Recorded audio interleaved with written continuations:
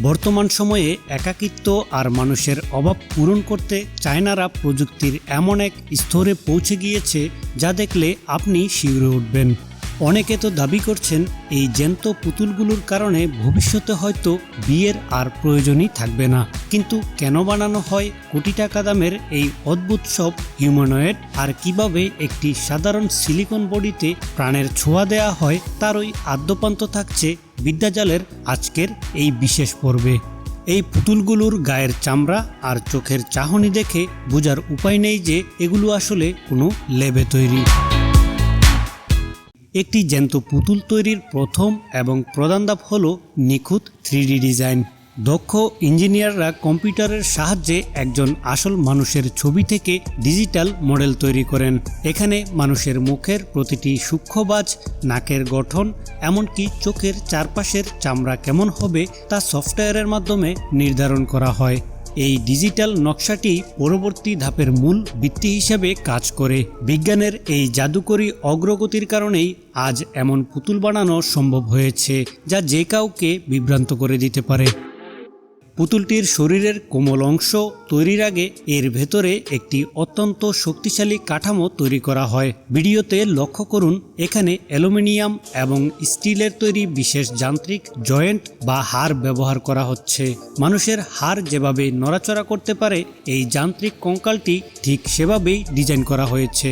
এর ফলে পুতুলটি তার হাত, পা এবং আঙুলগুলো একদম মানুষের মতো সাবলীলভাবে বাঁকাতে পারে।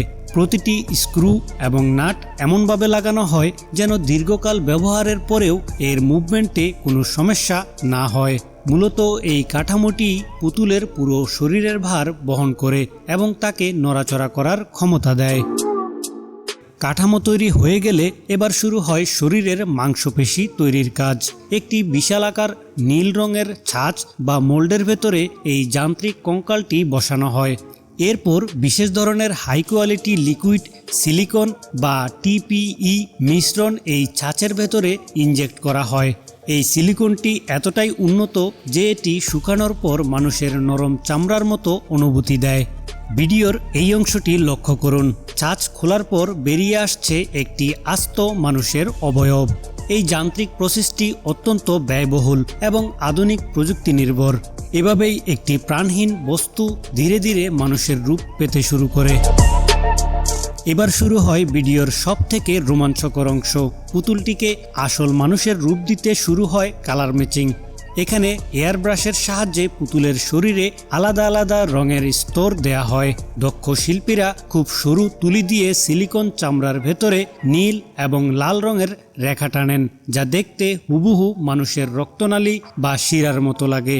এমনকি হাঁটু বা গোড়ালির সেই কালচে ভাব বা হাতের তালুর সূক্ষ্ম রেখাগুলোও এখানে হাতে এঁকে ফুটিয়ে তোলা হয়।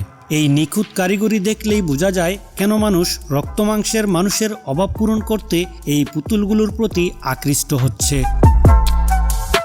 পুতুলটির সবথেকে জটিল কাজ হলো এর মাথায় এবং চোখের পাতায় চুল লাগানো। ভিডিওতে লক্ষ্য করুন, কর্মীরা বিশেষ এক ধরনের নিডেল বা সুই ব্যবহার করে একটি একটি করে চুল সিলিকনের মাথার ভেতর গেঁথে দিচ্ছেন।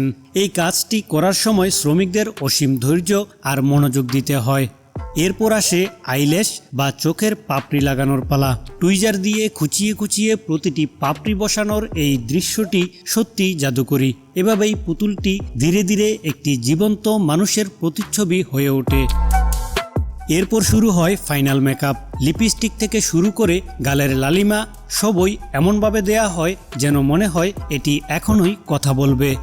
সবশেষে পুতুলের চুলগুলোকে দামি হেয়ার আয়রন দিয়ে স্টাইল করা হয়। প্রতিটি ধাপ শেষে পুতুলটি হয়ে ওঠে একদম জীবন্ত মানুষের প্রতিচ্ছবি। এই জাদুকরী রূপান্তরই দর্শকদের অবাক করে দেয়। তৈরি হয়ে যাওয়ার পর প্রতিটি পুতুলকে পরম যত্নে পরীক্ষা করা হয়। কর্মীরা প্রতিটি আঙুল এবং জয়েন্ট চেক করেন যেন কোনো ত্রুটি না থাকে। এরপর এগুলোকে বিশেষ ধরনের সুরক্ষা ফেনা বা ফোম দিয়ে মুড়িয়ে বিশাল কার্ডবোর্ড বক্সে প্যাক করা হয়। আর যেহেতু এই পুতুলগুলোর দাম কয়েক লাখ টাকা পর্যন্ত হতে পারে, তাই এদের প্যাকেজিংয়েও অনেক সতর্কতা অবলম্বন করা হয়। আধুনিক লজিস্টিকের মাধ্যমে এই দামি হিউম্যানয়েডগুলো বিশ্বের বড় বড় জায়গায় পাঠিয়ে দেওয়া হয়।